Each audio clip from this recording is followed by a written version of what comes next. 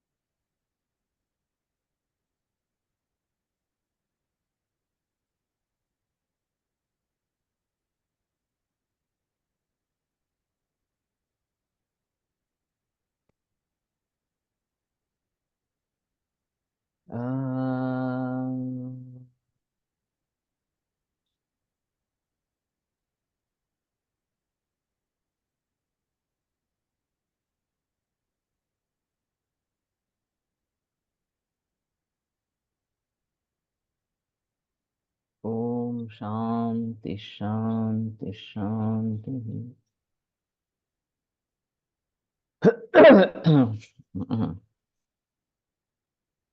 वातानुलोम्यं दीप्तोग्निर्वर्च स्निग्धम असंवतम मार्दवम स्निग्धता चांगे स्निग्धानाम उपजायते। तो सम्यक स्निग्ध होने पर ये लक्षण दिखाई देते हैं कि वात का अनुलोमन अग्नि प्रदीप्त वच्च हा पुरुष जो है स्निग्ध असंवत है, और शरीर में वृद्धता और स्निग्धता इस प्रकार की। पांडित्वा गौरवम जाड्यम पुरुषस्या विपक्वता तंत्रीरज्जुक्लेदाः स्यादति स्निग्ध लक्षण।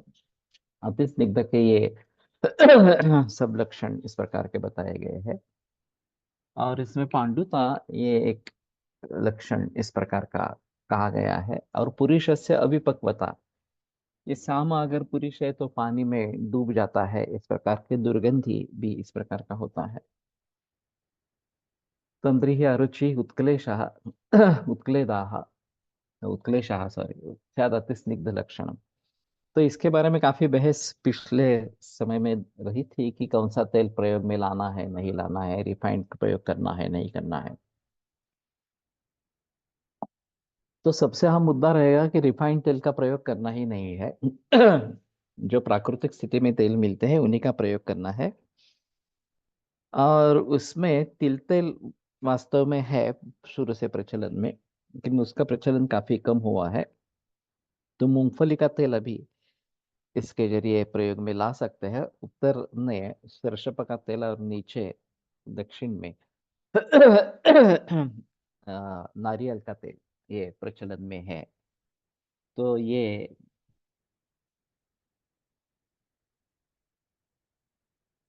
स्निग्ध संहतम कळले नाही। स्निग्ध संहत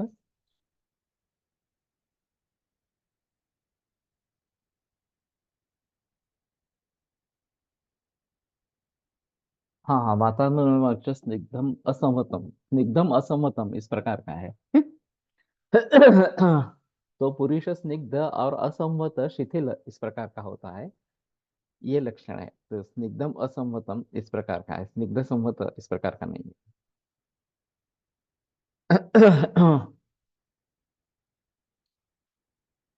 तो अभी स्नेह व्यापक वाले लोग ज्यादा इस प्रकार के मिलेंगे, क्योंकि एक उसका अहम कारण है। आज के परिप्रेक्ष्य में जहाँ हर आदमी वेस्टर्न टॉयलेट सीट प्रयोग करता है, वहां मैल तैरता है या डूबता है, यह परीक्षा गृहिणी की स्थिति जानने के लिए एकदम उत्तम रहती है। पुराने जमाने में भी होती है, इंडियन टॉयलेट में भी पता लग सकता है इसका, लेकिन इसमें तो अभी अच्छी तरीके से समझ लेते हैं। बिंदु माधव कट्टी सर नांदेड़ में जो थे, उनका काफी शिष्य परिवार भी है अलग इस प्रकार का। उनका बहुत असंवत यानी कि शिथिल है इस प्रकार से, संवत जो नहीं है, शिथिल है इस प्रकार का। तो उनका मल परीक्षण के ऊपर बहुत ही एहसास था, और ये हर मरीज में पूछते थे, देखते भी थे इस प्रकार से कि मल कैसा है इस प्रकार से। और मल अगर अच्छा नहीं है तो पचन अच्छा नहीं है, पचन अच्छा नहीं है तो पहले लंघन पाचन वगैरह इसी प्रकार से करना है, और वही मुख्य रूप से चिकित्सा करते थे। तो ये बढ़िया अप्रोच है, उसमें कोई संदेह की बात इस प्रकार की नहीं है। सिर्फ जहां मानसिक कारणों से पचन नहीं होता, चिंता शोक भय क्रोध वगैरह के जरिए, वहां दिक्कत वाली बात होती है। जहां अध्यशन अजीर्णाशन वगैरह वगैरह इस प्रकार की बातें होती है, वहां हम सुझाव दे सकते हैं बंद करने के लिए। मेरे प्रैक्टिस में भी मैं आमावस्था देखता हूँ, और फिर पहले नाश्ता बंद कर देता हूँ। उससे पर्याप्त नहीं होता है तो रात का खाना बंद कर देता हूँ, उसके बजाय केवल मूंग का सूप या दूध लेना इस प्रकार का, एक ही दफा खाना खाना है इस प्रकार से। तो इससे बहुत सारे मरीजों में राहत आ जाती है। जो इसको भली भांति करते हैं, उनमें राहत आ जाती है। अब इसके साथ में क्या खाना है क्या नहीं खाना है, ये भी सुझाव सभी देते ही है। खाने पीने के बारे में कौन सा तेल प्रयोग करना है, ये भी सुझाव देते हैं। तो इतना करने से काफी काम हो जाता है। फिर रोग के अनुसार, लक्षणों के अनुसार चिकित्सा क्या करनी है उसके बारे में सोच सकते हैं। उसका रोल कम रहता है, ज्यादा रोल पथ्य का ही रहता है। पथ्य अगर अच्छे तरीके से हो तो बाकी कुछ करने की जरूरत इस प्रकार की नहीं है। द्रवोष्णम अनभिष्यन्ति भोज्यम अन्नम प्रमाणतः नाति स्निग्धम असंकीर्णम स्वस्नेहाम पातुमिच्छता। जो कल स्नेह पान करने वाला है, वो उसके पूर्व दिन द्रव उष्ण अभिसंधि न हो इस प्रकार का अन्न जो है वो प्रमाणतः योग्य प्रमाण में उसका सेवन करना है। नाते स्निग्धम असंकीर्णम, ज्यादा स्निग्ध भी नहीं हो, असंकीर्ण हो, संकीर्ण नहीं हो। ये बहुत सारे पदार्थ इकट्ठा करके खाने के लोगों को आदत होती है। पिबेत संशोधनम स्नेहम अन्न काले प्रकांक्षिता। अन्न काल में जब भूख लगी है तो प्रकांक्षिता, जिसको काफी अच्छी भूख लगी है, वो संशमनम स्नेहम पिबेत शुद्ध्यर्थम पुनराहारे नैशे जीर्णे पिबेन। और शुद्धि के लिए अगर जो करना है, तो रात का आहार पचन होने के बाद भूख लगने के पूर्व ही स्नेहपान करना है। उष्णोदकोपचारी स्यात् ब्रह्मचारी क्षपाशय। तो ये नियम काफी महत्वपूर्ण इस प्रकार के है कि उष्णोदकोपचारी, उष्णोदक का उपचार करने वाला इस प्रकार से, यानी कि सब चीजों में उष्णोदक ही लेना है।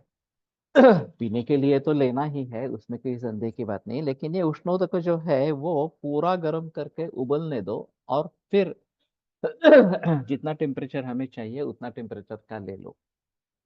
लोग थोड़ा सा गर्म करते हैं कि बस छोड़ देते हैं, ये तो बिल्कुल गलत है इस प्रकार से।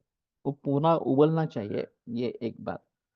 और केवल पीने के लिए नहीं, स्नान के लिए, बाकी पानी का प्रयोग जहाँ जहाँ पे करना है, धोने के लिए वगैरह इस प्रकार से, तो सभी जगह उष्ण पानी देना है। अभी हमारे यहाँ सोलर सिस्टम वगैरह बैठी है घर पे, या बॉयलर वगैरह इस प्रकार के, विदेशों में तो बॉयलर होते हैं। और चाहे जब चाहे जितना चाहे गर्म पानी आपको मिल जाता है। भारत में थोड़ा, अगर सोलर सिस्टम है तो हो सकता है, लेकिन उस वो भी फिर धूप कितनी है नहीं है, वर्षा ऋतु है, ठंडी है ज्यादा, तो धूप नहीं मिलती, तो गैस गीजर ये एक ऑप्शन अभी है इस प्रकार से।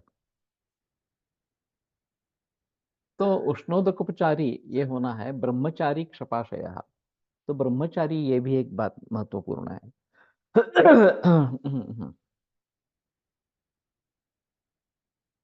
कि और ये जब हम नियम बताते हैं, पंचकर्म कर रहे हैं और शोधन के लिए स्नेहपान शुरू किया है, तो उसमें ये बात बहुत जरूरी इस प्रकार की रहेगी, ब्रह्मचर्य पालन करना है। खास करके अगर गर्भधारणा के पूर्व इस प्रकार से शोधन दे रहे हैं, तो उनका तो चलता ही रहता है, विवाह चलता ही रहता है। तो उनको ये बताना पड़ता है कि इन दिनों में कुछ नहीं करना है, विवाह नहीं करना है इस प्रकार से। और क्षपाशय, रात में सोने वाला चाहिए। तो रात्रि जागरण करने वाले लोग रहते हैं। हमारे यहाँ एक ऐसा हुआ था, रात को 2 बजे हर रोज सोता था इस प्रकार से। और फिर वो मन में व्यापद हो गया इस प्रकार से। और उसको संभलने में काफी देर लगी। तो क्षपाशय रात में सोने वाला इस प्रकार का हो, शक्रुन्मूत्रान नीलोद्गारान उदीर्णांश न धारये। मूत्र पुरुष वायु उद्गार, तो उनका उदीर्ण अगर हो गया है, वेग वेग उत्पन्न हुए हैं। चैप्टर 13वां है। सूत्र स्थान 13वां अध्याय। तो उनका धारण नहीं करे, वेग विधारण बिल्कुल नहीं करे। व्यायाम उच्चैर वचनम क्रोध शोको हिमातपो, व्यायाम नहीं करना है इसमें। तो ये भी एक अहम मुद्दा इस प्रकार का रहेगा, कि जो रेगुलर व्यायाम करने वाले हैं वो सोचते हैं उसमें क्या होने वाला है, लेकिन दो कोष्ठ से शाखा वगैरह में जाते हैं व्यायाम से। और इसलिए यहाँ उसका निषेध है। जोर से बोलना, क्रोध शोक हिम आतप, ये सभी बातें टालनी है।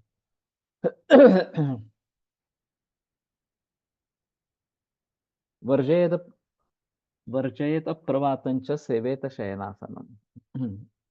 तो हिम वगैरह ये टालना है। और अप्रवात इस प्रकार का शयन आसन है, उसका सेवन करना है जहाँ वायु नहीं लग रहा है, ये जो खिड़की वगैरह है वो बंद इस प्रकार की हो।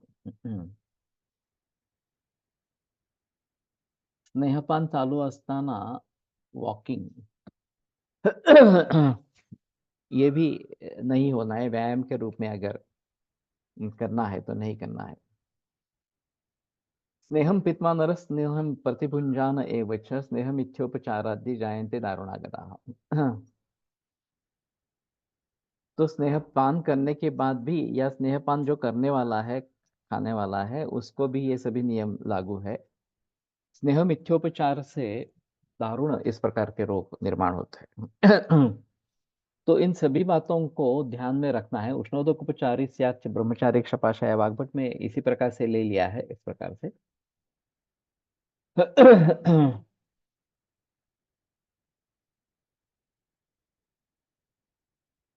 स्नेहे जीर्णेपि स्नेह प्रयोगानुगुणम अन्य स्नेहनम अविरुद्ध वीर्यादि गुण युक्तम भुंजाना।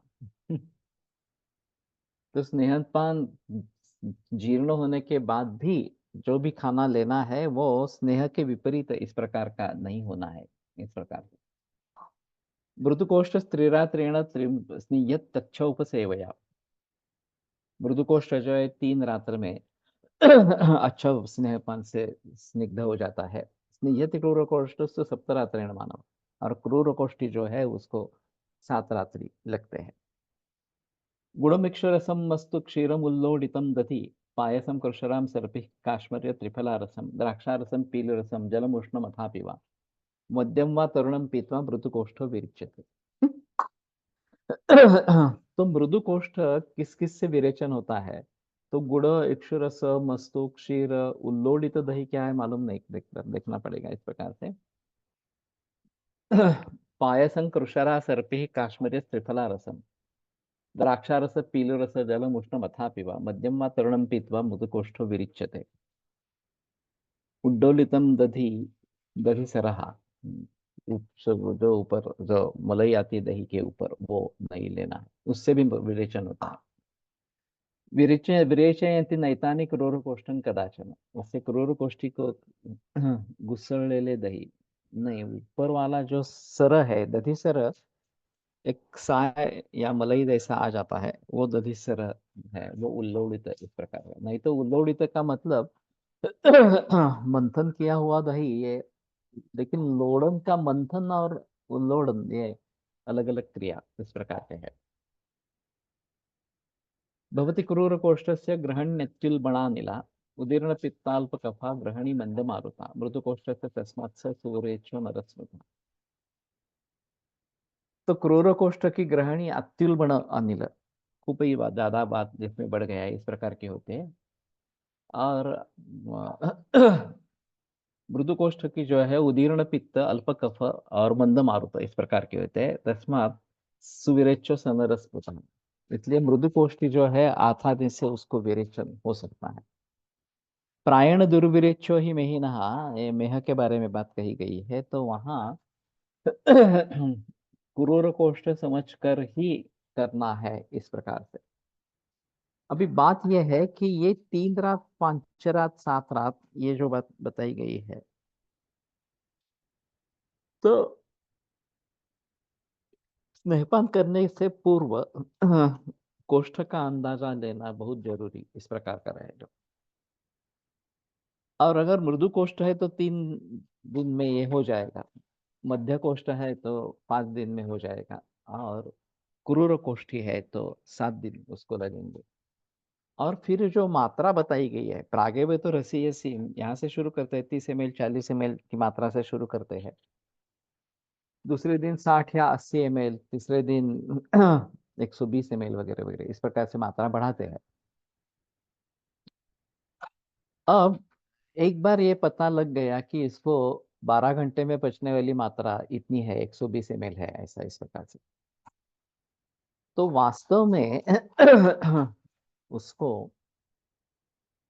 उतनी मात्रा, अगर मृदु कोष्ठ है तो 3 दिन, मध्यम कोष्ठ है तो 5 दिन, और क्रूर कोष्ठ है तो 7 दिन देनी है इस प्रकार से। अब जब ये 12 घंटे के बाद भूख लगी, इस प्रकार की बात हुई, सुबह 7 बजे ले लिया और शाम को 7 बजे भूख लगी इस प्रकार से, तो प्रायः बाकी स्नेहपान के सभी लक्षण दिखाई देते वातावरणों दिक्तोप निर्वचस स्निग्धम असंवदम वगैरह। और फिर स्नेह द्वेष ये भी लक्षण दिखाई देने लगता है, कभी कभी छर्दी भी हो जाती है इस प्रकार से।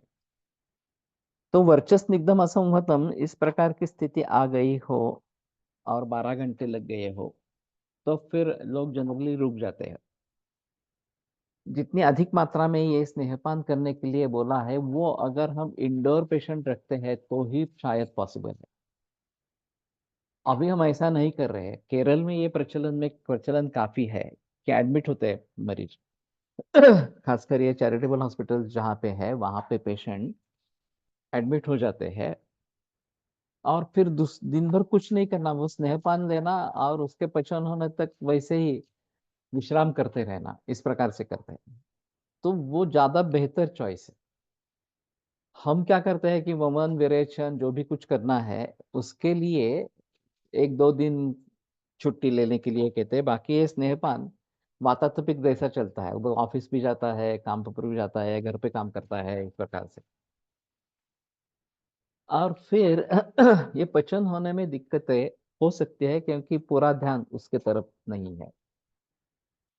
तो आइडियली एडमिट करके करवाना ज्यादा बेहतर ऑप्शन इस प्रकार का है। लेकिन फिर लोग करेंगे ही नहीं अगर इस प्रकार की स्थिति है कि नहीं हो पाएगा इस प्रकार से। ज्यादातर ऐसा भी देखा गया है कि जब कोई कपल आती है अ, गर्भधारणा के पूर्व करने के लिए, तो जो पुरुष होता है वो कहता है नहीं मुझे समय नहीं है, मैं नहीं करूंगा। इसको अगर करना है तो करो, उसका अगर कुछ समस्याएं हैं, पीसीओडी है, ओबेसिटी है वगैरह वगैरह, तो उसके लिए तो अनिवार्य होगा। वो शायद सर्विस करती भी होगी तो भी उसके लिए वो अनिवार्य होगा और वो करेगी। लेकिन मेल पार्टनर है जो नकार देता है, मुझे नहीं करना है, दवाइयाँ जो वो लेनी है वो मैं ले लूंगा लेकिन ये नहीं करूंगा इस प्रकार से। तो इनफर्टिलिटी में वास्तव में दोनों की चिकित्सा होनी जरूरी है, दोनों का पंचकर्म होना जरूरी है। नॉट पाचन ओनली, मोर इट अफेक्ट्स दोषगति। तो ये वास्तव में सही नहीं है। फिर भी मैंने भी किए हैं, वमन विरेचन से भी किए हैं इस प्रकार से, और बहुत साल किए हैं। अभी मेरे मरीज पुणे में कम और पूरे भारत भर में ज्यादा इस प्रकार की स्थिति है, तो ये पॉसिबल नहीं होता कि पंचकर्म करवाना इस प्रकार से। जो पुणे में है उनके लिए करते हैं। लेकिन पुराने जमाने में जब पुणे बेस्ट प्रैक्टिस इस प्रकार की थी, तो कार्य चालू रखते हुए ऑफिस जाना वगैरह ऐसे भी जो बात है वो सब करते हुए भी वमन वगैरह करवाए हैं।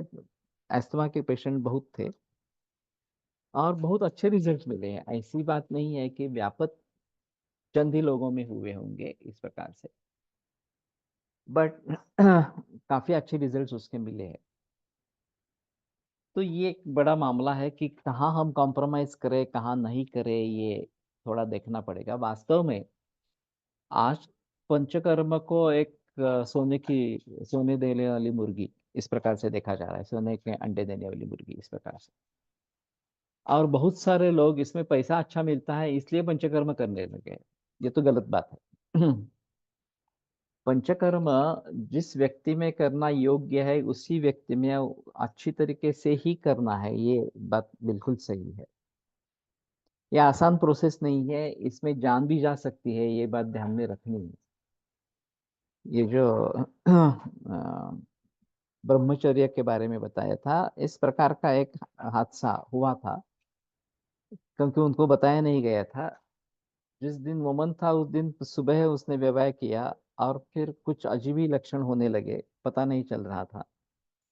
फिर पता चला कि ये तो उस दिन पोस्टपोन कर दिया वो, और वहाँ वैसे लक्षण कुछ दिख रहे थे इस प्रकार से। तो कहने का तात्पर्य अर्थ ये है ये आसान नहीं है और बहुत सारे भावों को ध्यान में रखते करना पडता है।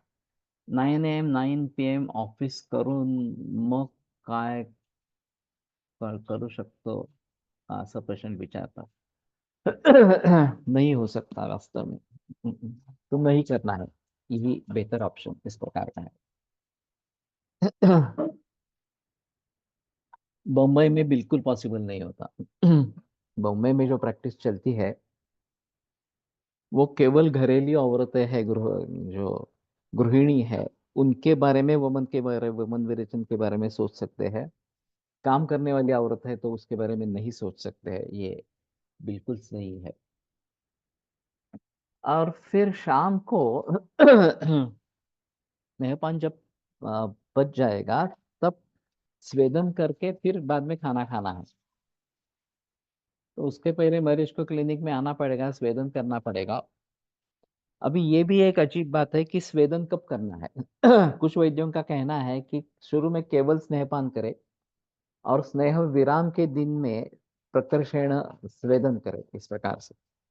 लेकिन मेरा अनुभव रहा है कि ये काफी नहीं होता, इसलिए मैं पहले दिन से ही स्वेदन करवाता हूँ, सर्वांग स्वेदन। और जब स्नेह विराम होता है उन दिनों में, वमन के लिए तो एक दिन का ही है, विरेचन में 2 या 3 दिन का हो सकता है विराम, तो वहां ज्यादा रिगरस स्वेदन कर सकते हैं इस प्रकार से। स्नेह क्लीना कोष्टका धातु गावा स्रोतो लीना येथे शाखास्य संस्था दोषा स्वेदस्ते द्रवीकृत्य कोष्ठ। इतना संरक्षण निर्णय। तो इससे दोष द्रवीभूत इस प्रकार के हो जाते हैं। Actually many people think snehan swedan is panchakarma. हाँ, वो तो अलग बात है।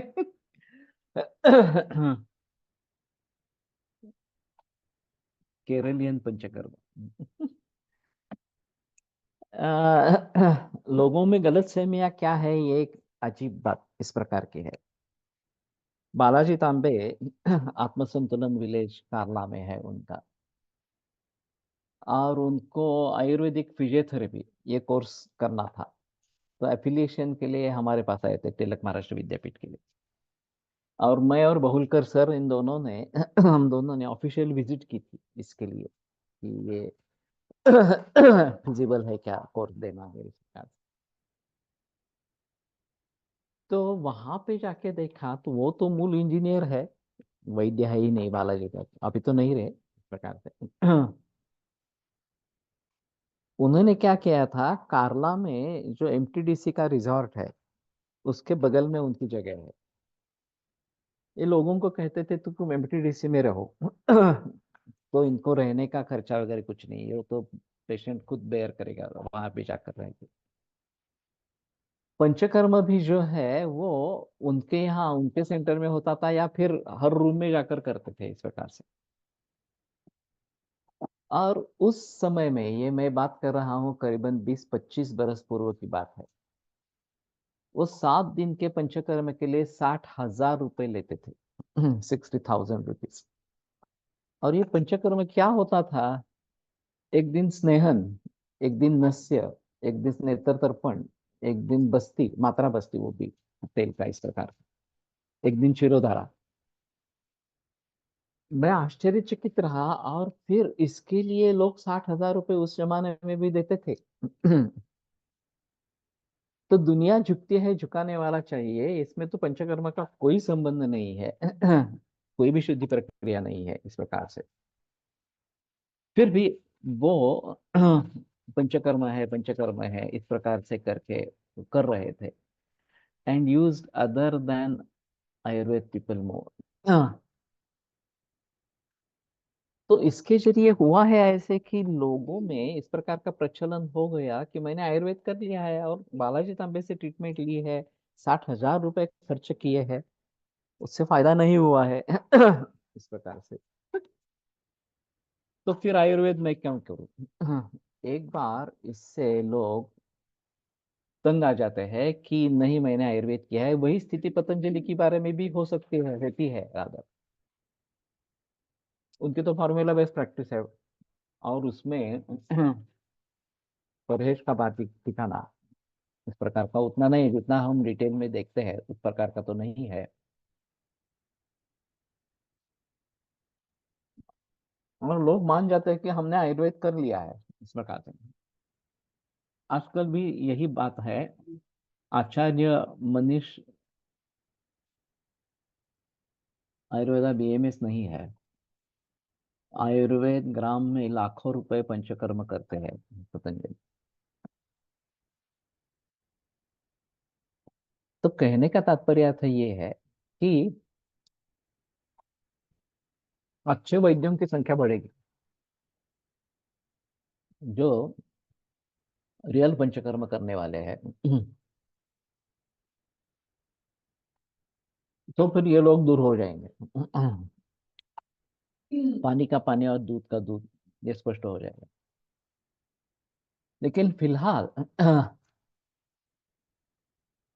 मार्केटिंग का जमाना है, और पैकेजेस का जमाना है। ये नए नए प्रैक्टिशनर्स है, पैकेजेस कहते हैं कि ये इतना पैकेज इतने रुपए का, जहाँ कोई भी बात वास्तव में निश्चित नहीं होती, वहाँ पैकेज क्या देंगे? अवस्थाओं के अनुसार अगर चिकित्सा करनी है इस प्रकार से। और ये अजीब बात है कि जो लोग 60,000 रुपए उस जमाने में उस समय में खर्च करते थे, अगर हम बस्ती के योग बस्ती क्रम हो या कालो बस्ती क्रम हो 15-20 हजार मांगते हैं तो कहते हैं बहुत महंगा है। जहाँ काफी कोशिश करनी पड़ती है, काफी खर्चा होता है, फिर भी लोग देने के लिए तैयार नहीं है इस प्रकार। तो ये अजीब अजीब बातें इस प्रकार की है। लेकिन अगर हमें आगे बढ़ना है और बहुत कॉम्प्लिकेटेड एडवांस केसेस को ट्रीट करना है तो दो ही तरीके हैं, एक रसशास्त्र और एक पंचकर्म। रसशास्त्र थोड़ा आसान है। एक बार आपके पास अच्छी दवाइयाँ हो, निदान अच्छा हो, तो रसशास्त्र से बहुत तात्कालिक लाभ इस प्रकार का मिल जाता है। पंचकर्म के पूर्व कर्म जो है स्नेहन स्वेदन वगैरह, उससे भी अच्छे तात्कालिक लाभ मिलते हैं। आपको मूल रूप से लाभ अगर चाहिए तो शोधन और शमन दोनों चिकित्साएं अच्छी होनी चाहिए। शमन चिकित्सा ज्यादा डिफिकल्ट है इस प्रकार में। क्योंकि हर व्यक्ति का एग्जैक्ट इस प्रकार से स्थिति क्या है ये समझ पाना और उसके लिए एग्जैक्टली क्या करना है ये समझ पाना, ये मुश्किल मामला होता है। और हर समय होना है ये। तो अभी के हालात में हमें ज्यादा सजग इस प्रकार का रहना पड़ेगा और सही तरीके से आयुर्वेद को अपनाना होगा। गुरु भी अच्छे होने चाहिए जो आयुर्वेद के अच्छे ज्ञाता इस प्रकार के हो, और प्रैक्टिकल एक्सपीरियंस भी अच्छा होना चाहिए। ये सब करेंगे तो अच्छे रिजल्ट्स इस प्रकार के मिलेंगे। मैं मानता हूं कि मैंने बहुत सारे 50-60 हजार वगैरह इतने वमन वगैरह दिए होंगे मेरे पूरे लाइफ में इस प्रकार से। फिर भी प्रताप जोशी का कहना था उनको 63 हजार थे, मेरे उतने नहीं होंगे, मेरे शायद 20-25 हजार होंगे। लेकिन फिर भी शास्त्र की दृष्टि से सभी बिल्कुल 100% सही है ऐसा मैं भी नहीं कह सकता। ये उष्णोदकोपचार से ब्रह्मचारी क्षपाशय वगैरह जो नियम बताए गए हैं वो एडमिट करके ही करेंगे, मैंने एडमिट करके तो नहीं किए हैं इस प्रकार से। फिर भी मैं मानता हूँ कि काफी अच्छे रिजल्ट्स मिले हैं। ये अगर बात है तो भली भांति करेंगे तो ये निश्चित रूप से फलदायी इस प्रकार का होता है।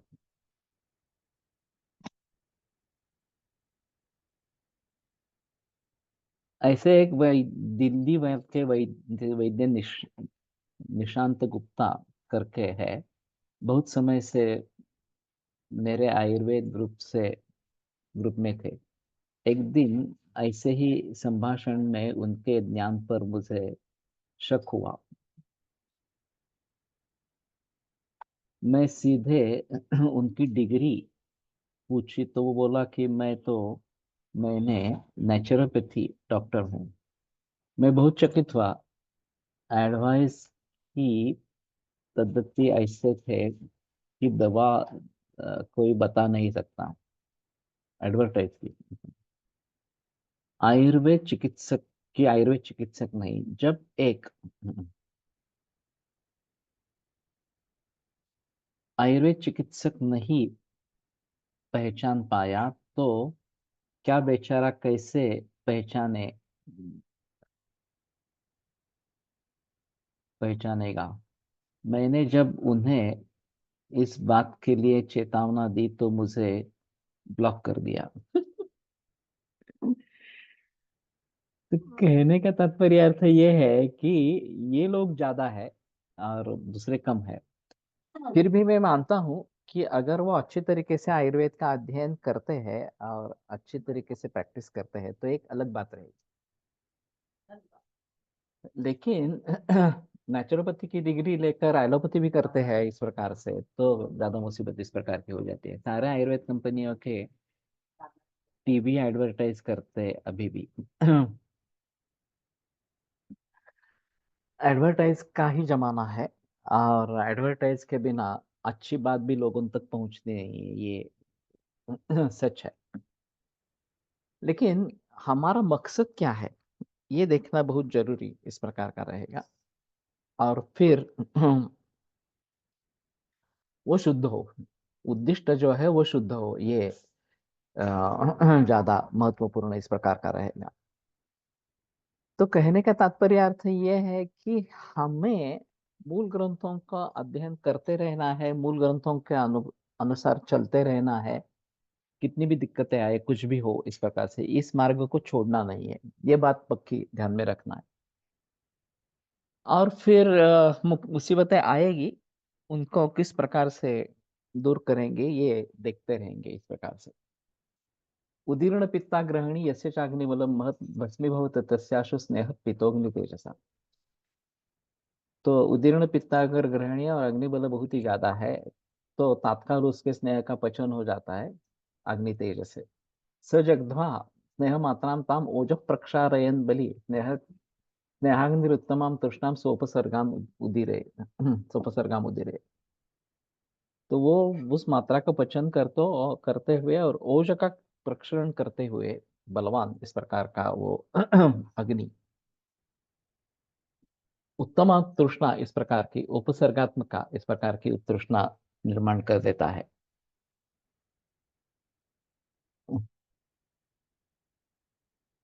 नालम स्नेह समृद्धस्य क्षमायान्नम सुगुर्वपि। तो स्नेह समृद्ध अग्नि जो है, वो सुगुरु अपि क्षमा अन्नम क्षमायन आलम, बहुत हेवी, बहुत गुरु इस प्रकार का खाना भी उसके शमन के लिए काफी नहीं होता है इस प्रकार। तो स्नेहपान से जो अग्नि बढ़ेगा, वो सबसे ज्यादा अच्छा इस प्रकार का बढ़ेगा, उसका बल सबसे ज्यादा इस प्रकार का होगा। और इस प्रकार से स्नेहपान से अगर तीक्ष्णाग्नि बन गया तो मुसीबत होगी। सचेत शुचितम सलिलम नासादयति दह्यते यथेवाशी विष कक्ष मध्य का स्वविषाग्निना। और अगर उसको सुशीत इस प्रकार का जल तात्काल मिलता नहीं है, तो उसका दाह होने लगता है, जैसे आशी विष, ये सर्प इस प्रकार का, कक्ष मध्य का स्वविषाग्नि नाम, उसका विष अगर बढ़ गया है तो अपने विष से ही उसको दाह होने लगता है। अजीर्ण यदि तो स्नेह तृष्णा स्यात् छर्दयेत् विष। तो ये एक अलग कंडीशन हो गई कि भस्मक इस प्रकार की स्थिति है और उसने स्नेहपान किया गया है, तो सुशीत सलिल उसको तात्काल देना है। तो ये इस प्रकार के कुछ लोग होते हैं कि जिनका अग्नि अति प्रखर इस प्रकार का होता है, उनको इस प्रकार से स्नेहपान करना ही नहीं है। जरूरत ही नहीं उनको स्नेहपान करने की। और अगर स्नेहपान से अग्नि समिद्ध हो गया तो फिर मुसीबत नहीं आएगी। मैंने एक अजीब मेरी देखा था, अग्निमांद्य था वास्तव में। और फिर मैं उतर आया कि उसको स्नेहपान की जरूरत है, तो दाढ़ीमादी घुरते मैंने देना शुरू किया। और करीबन उसने 1.25 किलो दाढ़ीमादी घुरते कंज्यूम किया। धीरे धीरे बढ़ाते रहे, 40-50 ml ऐसा रोज लेने के लिए कहा, वगैरह वगैरह। और फिर उसका अग्नि स्टेबल हो गया, और वो पहले जैसा जो 4-5 3-4 रोटी वगैरह पचाने के लिए समर्थ इस प्रकार का हो गया, फिर आगे दिक्कत नहीं है। लेकिन इतने देर तक इतनी मात्रा में स्नेहपान करना पड़ा, ये एक बात इस प्रकार की हो सकती है। तो स्नेहपान अग्नि बढ़ाने के लिए सबसे अच्छा तरीका है। तो लेकिन सोच समझ कर कौन सा स्नेह किसको देना है, कितनी मात्रा में देना है, कब देना है, वही सभी बातों को ध्यान में रखते हुए करना है। अजीर्ण में अगर स्नेहपान करते हैं और तृष्णा निर्माण होती है तो छर्दन करना है। शीतोदकम पुनः पीत्वा भुक्त्वा रुक्षान्न मुल्लिके।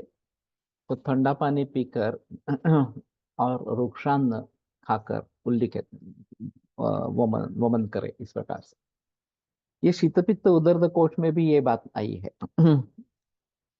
कि दोष कोष्ठ से शाखा वगैरह में चले गए हैं इस प्रकार से, और फिर उनको कोष्ठ में लाना और बाहर निकालना। ये शीतोदक और रुक्षान्न इस प्रकार से वो कोष्ठ में आ जाते हैं और फिर वमन करने से बाहर निकल जाते हैं, ऐसा एक वहां पे रेफरेंस है। न सिर्फ केवलम पित्ते पेयम सामे विशेषतः सर्वम ही अत्र सर्वमे आदुरजित देहम अथवा संज्ञांच मारे। तो विशेषतः साम पित्त में केवल सर्पी नहीं देनी है। तो साम पित्त में देनी ही नहीं है, ये वास्तव में है पहला।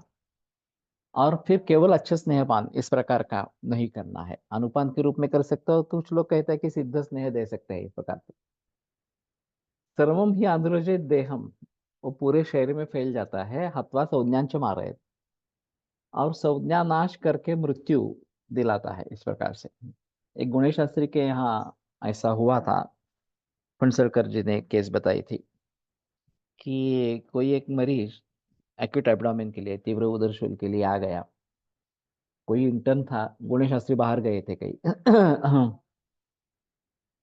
उसने उसको घी पिलाया, ऐसे ही केवल शुद्ध घी इस प्रकार से, और उसको लगा कि वो सो गया। गुणेश शास्त्री वापस आए तो उन्होंने पूछा कुछ वार्ता है क्या? तो बोले एक ऐसा ऐसा मरीज आया था, मैंने उसको घी पिलाया और वो सो रहा है। तो बोलते देखो, देखकर चलते हैं, चलकर देखते हैं इस प्रकार से। तो देखा तो वो गत प्राण हो गया था, उसकी मृत्यु हो गई थी। ये टिपिकल जो लक्षण बताया गया है, हत्वा संज्ञांच मारयत, कि संज्ञा नाश करके मृत्यु दिलाता है इस प्रकार से, वो पूरे शरीर में फैल जाता है इस प्रकार से। तो ये बुक पिक्चर जैसा दिखने के लिए मिला इस प्रकार के। शीतोदक प्रयोग स्नेह व्यापक नहीं करेगा क्या? ये ऐसा है, मुझे लगता है कि ये दोषों को कोष्ठ में लाने के लिए किया गया है इस प्रकार से। अभी पता नहीं ये इसके पीछे लॉजिक क्या है।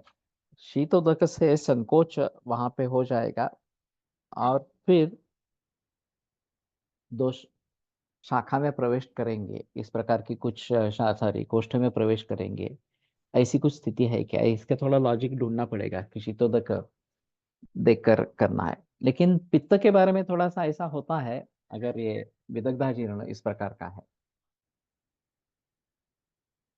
तो शीत जल से शांति होती है पित्त की, कोष्ठ के पित्त की शांति होती है इस प्रकार से।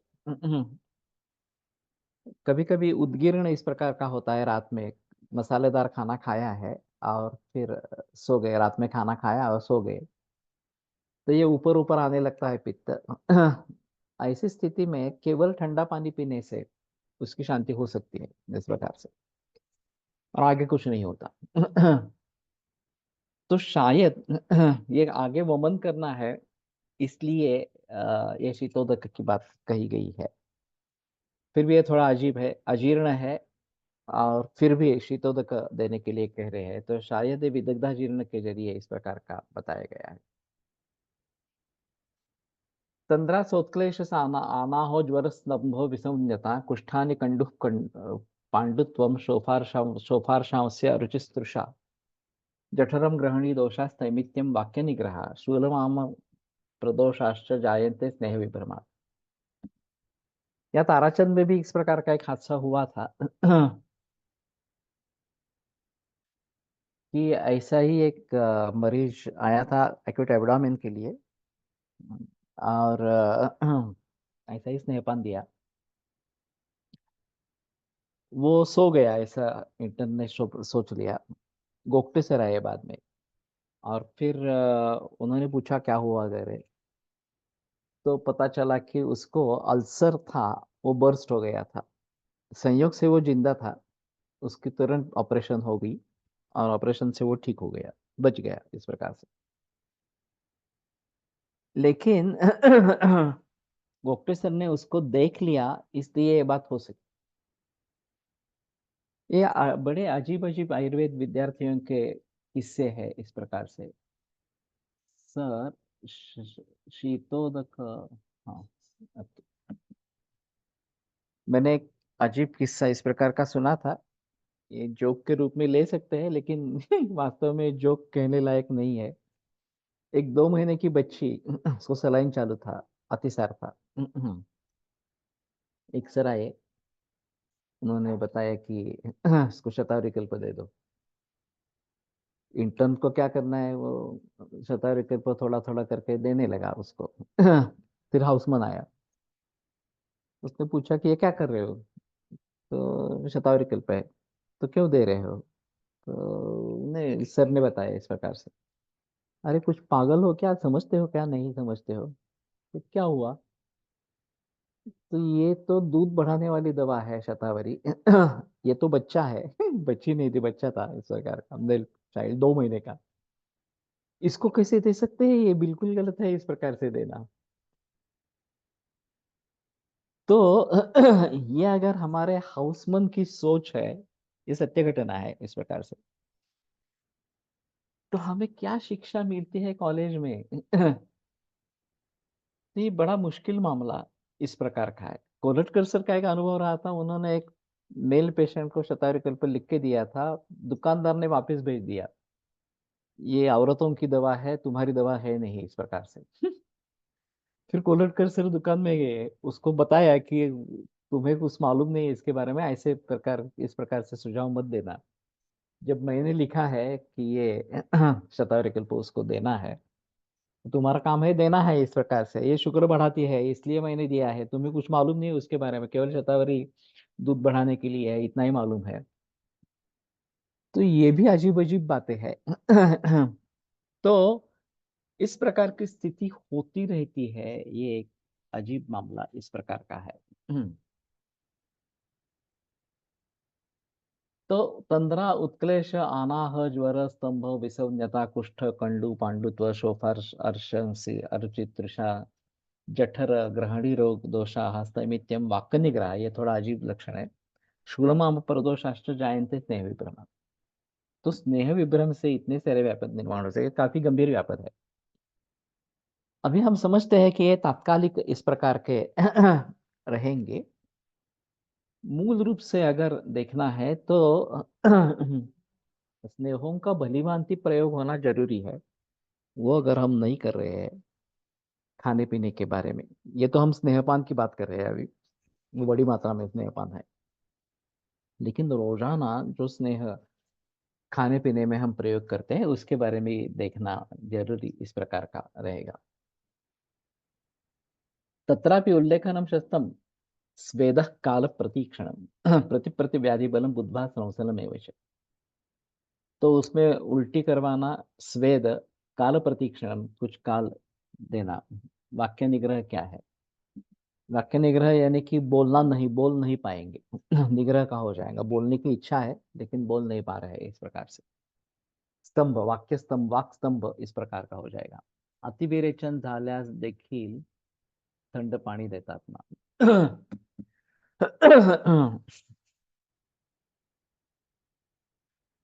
इसमें दोष गति को विपरीत करना, ये भी एक इस प्रकार की है। मूर्छायाम शीतत्वेन सिंचित परिहरन शिरहा। मूर्छा अगर है तो सर को छोड़कर शीत जल से परिषेक करें।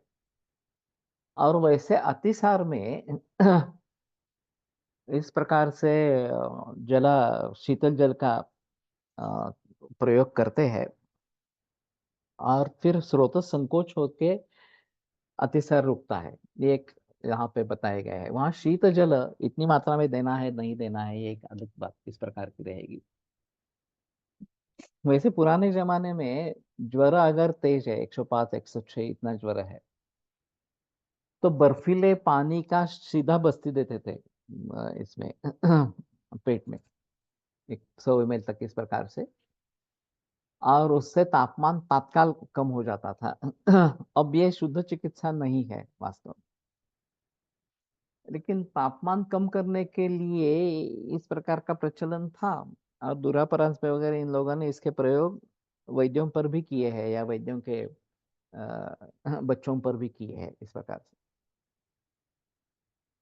तो तात्काल करने के लिए करते हैं, अभी एलोपैथी में भी इस प्रकार का आईसीयू में ट्रीटमेंट मैनेजमेंट होती है कि एकदम शीत उपचार करना है इस प्रकार से, वो जब बुखार कम करने के लिए। तो एक बार शीत जल के बारे में औषध कोश में झांक के देखेंगे कि शीत जल कहाँ कहाँ पे ट्रीटमेंट के रूप में आया है कंडीशंस कौन सी इस प्रकार की है, और फिर उनको भली भांति समझने की कोशिश करेंगे तो शायद कुछ बात इस प्रकार की रहेगी। मैंने एक अजीब अजीब अनुभव देखा था। एक कोई ऐसी छात्रा जो बिल्कुल नियमित रूप से क्लिनिक में आती नहीं थी, उड़ते पंछी जैसे रहते हैं, कभी आज समय मिल गया आ गए, 2 घंटे रुक गए फिर चले गए इस प्रकार से, फिर भी मेरे छात्र कहलाते थे इस प्रकार से। तो एक दिन वो बोली कि मेरे मम्मी को पूरे बदन पे ये शीत पित्त हो रहा है, तो आप कुछ दवा दे दीजिए। तो मैंने कहा उसको लेके आओ, हिस्ट्री ले लेंगे और फिर करेंगे। तो बोली मैं लेके आऊंगी, लेकिन आज के लिए तो कुछ दवा दे दो इस प्रकार से। तो मैं 2-3 दिन में देख देख के आती हूँ इस प्रकार के सूतिका अवस्था में शीत पित्त हो तो क्या कर सकते, प्रेगनेंसी में भी होने हिस्ट्री हो, होने की हिस्ट्री हो। दोष को कोष्ठ में लाना यही आवश्यक इस प्रकार का रहेगा। अभी मेरा कहना है कि जो ओंकार और बहिकुंभक है उसका प्रयोग कर सकते हैं। मैं दही अनुपान का प्रयोग करता हूँ, और दही अभिसंधि है तो उससे दोष कोष्ठ में आने की संभावना रहती है, और उसके साथ में शहद या महातिक्त का घृत ये दे सकते हैं इस प्रकार से। और शीतपित्त प्रबंधन, यष्टि मधु वगैरह वगैरह इस प्रकार के द्रव्यों का प्रयोग हो सकता है। तो मैंने ठीक है करके उसको कुछ दवा दे दी। 2-3 दिन के बाद उसने बोला कि उसको अच्छा है, ठीक है। तो मैं दवा कंटिन्यू करके लेके जाती हूँ। फिर 4 दिन के बाद वापस आई और बोली कि फिर से वो बढ़ गया, तो हम फैमिली डॉक्टर के पास गए। उन्होंने एविल गोली दे दी, उससे एक दिन अच्छा रहा। दूसरे दिन फिर बढ़ गया तो उन्होंने एविल का इंजेक्शन दिया। अब उससे तो एकदम बढ़ गया। तो उसने आशंका व्यक्त की ये शायद एविल को भी रिएक्शन आ गई है, इंजेक्शन को रिएक्शन आ गई है। तो फिर से मेरे पास आई। तो मैंने कहा कि ये तो बात सही नहीं है, तुम उसको लेके आओ, हिस्ट्री लेंगे और फिर दवा दे देंगे। तो फिर उसने वही जिक्र किया, नहीं नहीं आज के लिए तो दवा दे दो मुझे, मैं कल उसको जरूर लेके आऊंगी वगैरह इस प्रकार से। उस दिन दवा दे दी, दूसरे दिन उसका फोन आया कि वो आने की कंडीशन में है ही नहीं, आप घर पे विजिट करो इस प्रकार से। मैं देखने के लिए गया। तो मैंने शीत पित्त की इतनी भयावस्था कभी देखी नहीं थी, पहली ही केस इस प्रकार के कि इतना मरीज इस प्रकार का हो सकता है। पूरे बदन में लाल लाल लाल धब्बे इस प्रकार के थे। हस्ततल पादतल में भी ये केवल उंगलियों पर ये टिका के कैसे वैसे अ, सहन कर रही थी, और इतना गंभीर स्वरूप मैंने देखा नहीं था। तो फिर हिस्ट्री हुई, घर में जाने के बाद हिस्ट्री हुई, और फिर पता चला कि बहुत सारे दिनों से बहुत सारे कुछ कर रहे हैं। अचार खाती थी, दही खाती थी, और बहुत मसालेदार इस प्रकार का खाती थी वगैरह वगैरह, काफी हेतु थे इस प्रकार से। अब इसको कम कैसे करेंगे? तो फिर मैंने लंघन रुक्षण यही पर्याय उसके बारे में वहां पे सोचा। और फिर इससे थोड़ा कम होने के बाद रक्तमोक्षण करवाया। रक्तमोक्षण के बाद थोड़ा और रिलीफ हो गया, और ये मुझे अभी याद नहीं है, मैंने ये वृक्षम भुक्स्वात दुर्गमा ये भी थोड़ा सा उत्कलेश होने पर वमन किया। उसको 4 दिन लगे, धीरे धीरे कम होता गया, लेकिन 4 दिन के बाद ठीक हो गई। लेकिन फिर बाद में उसमें ट्रीटमेंट लेने का कोई सुझाव रखा ही नहीं। एक बार वहां से ठीक होगी फिर चली गई। ये अजीब बात इस प्रकार की है।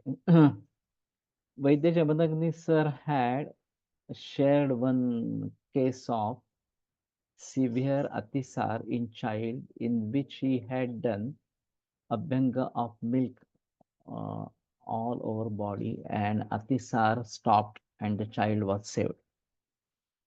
ये वास्तव में कोल्हटकर सर की केस है, जमदग्नि के पास भी हुई है नहीं हुई है मुझे मालूम नहीं है। लेकिन मूल रूप से ये कोल्हटकर सर ने इस प्रकार से ट्रीट किया था। 6 महीने का बालक था और वेंस कोलैप्स हो गए थे, सलाइन दे नहीं सकते थे, इस प्रकार की स्थिति थी, डिहाइड्रेशन पूरा था। तो ये दुग्ध का अभिषेक मालिश किया एक्चुअली, और फिर वो मुंह से लेना उसने आरंभ कर दिया, और फिर दवाइयाँ चली और वो ठीक हो गया। मालूम है मुझे, केस पक्की मालूम है। उसकी माँ को मैं पहचानता हूँ, उस व्यक्ति को भी पहचानता हूँ। वो अभी तो वो करीबन 35 साल का हो गया होगा। शायद बकरी का दूध नहीं, ये तो मुझे लगता है कि गाय का ही दूध दिया होगा, क्योंकि ये पुणे में उनके क्लिनिक में हुई केस है इस प्रकार की है। समझ जमदग्नि के पास अलग केस हुई होगी तो अलग बात इस प्रकार का है। बाय दधी वॉज गिवन इन शीत पित्त। ये वृद्धाभिसंधानात पाकात कोष्ठम वायुष्ठ निग्रहात ने जो बात कही कि है कि अभिसंध से दोष कोष्ठ में आ जाते हैं, तो हमें शाखाओं से उनको छुड़ाना है, इसलिए दही देते हैं। और फिर दही के दुष्परिणाम न हो, इसलिए उसके साथ ये मधु और कोल्हटकर सरांची केसेस जबरदस्ती सरांनी शेअर केले, वही मुझे लगता है कि मूळ कोल्हटकर सर की केस है। सर वर्गात शिकवत असताना आई त्या मुलाला घेऊन आली होती वर्गामध्ये। ओके, हाँ ये मालूम नहीं था मुझे। और सर ने कहा कि उसने मेज के ऊपर, सामने सामने मेज था, उसके ऊपर वो बच्चे को रखा, अब इसका जो कुछ करना है वो करो। इस प्रकार से उन्होंने बताया। और फिर सर ने वो केस इस प्रकार से दूध अभ्यंग से ट्रीट की। ये कोकण में प्रभु देसाई ही शायद है, उन्होंने इस प्रकार के अतिसार के काफी केसेस ट्रीट किए हैं। और सर में दूध का पिच्चू रख के इस प्रकार से फोरहेड पर तालू जो बोलते हैं वो पूरी तैयार नहीं होते इस 4-6 महीने के बच्चे में, तो वहाँ सॉफ्ट टिश्यू होता है, तो वहां से एब्सॉर्प्शन बहुत ज्यादा अच्छा होता है इस प्रकार से। कोटकामते, शायद प्रभु देसाई ही नाम है। तो उन्होंने इस प्रकार के काफी मरीज ट्रीट किए थे बच्चों में खास करके। और फोरहेड में इस प्रकार का दूध का पिच्चू रखते हैं, वो सूख जाता है तो दूसरा पिच्चू रखते हैं, इस प्रकार से हाइड्रेशन होता रहता है और बच्चा बच जाता है इस प्रकार से। तो कहने का तात्पर्य अर्थ ये है कि इस प्रकार से ये हो सकता है इस प्रकार से। ठीक है, अभी रुकते हैं। सोमवार को आगे बढ़ेंगे। आयुर्वेद प्रकांड निगदित इह शल्यतंत्र प्रधान शिष्येभ्य शाश्वतोऽयन्निखिल जन कृपा व्याप्त चित्तेन येन आयुर्वेदस्य वाञ्छन् पुनरपि भुवने ताञ्च सुष्ठु प्रतिष्ठां श्रेष्ठं धन्वन्तरिं तं प्रणमति च सदा वैद्यवर्गो हि नूनम् वैद्यवर्गो हि नूनम्।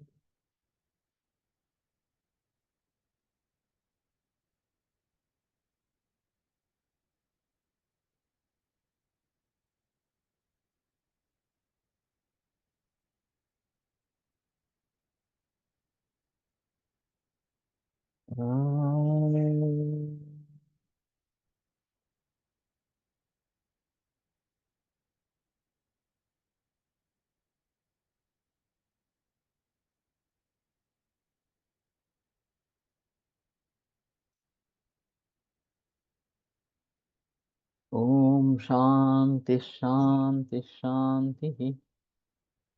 विरम्यते व्याख्यानव्यापारात्